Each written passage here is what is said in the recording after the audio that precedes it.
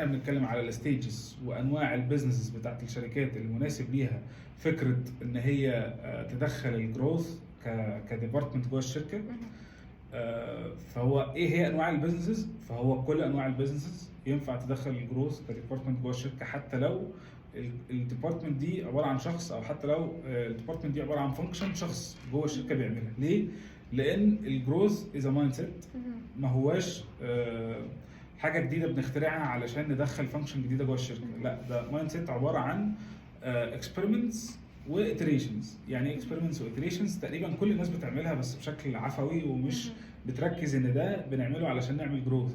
لا، احنا بنجرب الحل للمشاكل اللي عندنا بطرق مختلفه، وبناخد الحل الامثل الارخص الافضل اللي جاب احسن نتائج نسكيل فيه، نكبر الحل ده.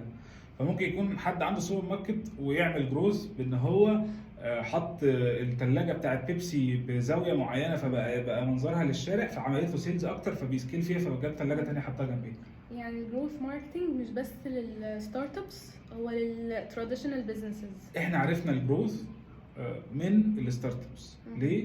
لان القصص اللي بتتحكي في كتب الجروث او في الارتكلز بتاعت الجروث دايما بتطلع من ستارت اب. هوت ميل لما عملوا مش عارف ايه الارقام بقت عامله ازاي، دروب بوكس لما عملوا الريفيرال بروجرام الارقام بقت عامله ازاي.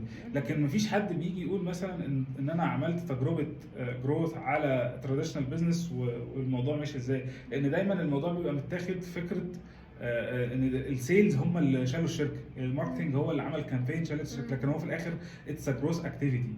الجروث زي ما قلنا في البدايه هو مايند سيت، ممكن يبقى عند اي ديبارتمنت. امبارح لما كنا بنتكلم ايه الفرق بين الجروث والبيزنس ديفلوبمنت، اتس تايتل مير تايتل بالظبط. لكن انا المهم بالنسبه لي الاكتيفيتي. لو انا بسميها بيزنس ديفلوبمنت وهو بيعمل نفس الحاجات يعني ما عنديش مشكله خالص. بس احنا لما بنيجي نعمل كونسلتيشن مثلا لاي شركه او اي بيزنس كلاينت جديد، يعني بنشوف مين الناس اللي ينفع ينطبق عليهم الفانكشن دي او ان الديبارتمنت يتنشئ معاهم. ممكن تبقى السيلز، ممكن يبقى الماركتنج، ممكن يبقى ميكس ما بين السيلز والماركتنج والديتا، ممكن يبقى ميكس ما بين البرودكت تيم وما بين الماركتنج تيم وهكذا.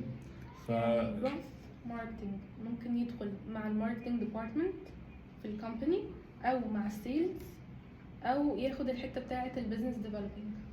بصي، هو مفيش حاجه صح وحاجه غلط، على حسب نوع البيزنس وعلى حسب حجم الشركه احنا بنشوف ايه اللي هيحصل.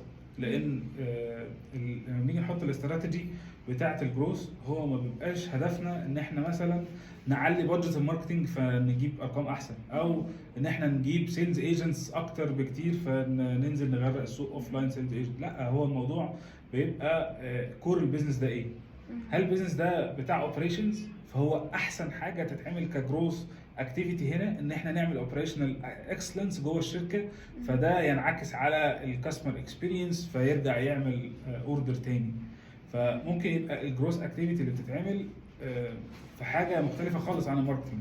يعني دايما الناس زنقه الجروث في الماركتنج، لكن احنا لما بنيجي نعمل جروث كونسلتيشن احنا بنعمل سكاننج للشركه كلها من اول يعني كل اي ديبارتمنت او اي فانكشن بتتعامل مع العميل بشكل مباشر لازم يتعمل لها سكاننج تحت الجروث كونسلتيشن او الجروث استراتيجي اللي احنا بنعملها. يعني الجروث لما بيجي يخش كومباني هو بيخش اكوردنج للنيد الكومباني دي ممكن محتاجاها، وبعد كده بتبدا تخش بقى بالفانل بتاعتك وتفولفل النيد دي وتكمل البروسيس كلها، وذر كانت ريليتد للسيلز، في مشكله في السيلز او في مشكله في الماركتنج ذات نفسه او الاوبريشن. ايه تاني ممكن يخش فيه؟ بص، هي دايما مشكله الشركات بتبقى ايه؟ بتبقى ربحيه. يعني هو عايز يكسب اكتر، ان كان بالظبط ان كان هو دلوقتي بيكسب او حتى لسه ما بيكسبش. بس هو حتى لو ما بيكسبش فهو يبقى عايز حتى النتائج بتاعه الفلوس اللي بيصرفها كتير دي من غير ما يكسب تبقى اكبر. فبيبقى في اكتر من حاجه بتساعد في ان ده يحصل، ان احنا نستهدف العميل الصح، نعامله بشكل اللي يناسبه، نفضل معاه لحد ما ياخد الاكسبيرينس كامله، ونتابع معاه بعد كده علشان نعرف المشاكل اللي كانت عنده ونصلحها. فده بيحصل من خلال ايه؟ في كل انواع الشركات من خلال السيلز، من خلال اكونت مانجمنت، من خلال الماركتنج، من خلال الاوبريشنز، من خلال حتى الناس الاوفلاين اللي في الريتيل، الناس اللي على الفرونت ديسك اللي في الفروع. كل الفانكشنز دي بتبقى داخل فيها الجروث اكتيفيتيز، ونقدر ان احنا نطبق عليها جروث اكتيفيتيز. تمام جدا.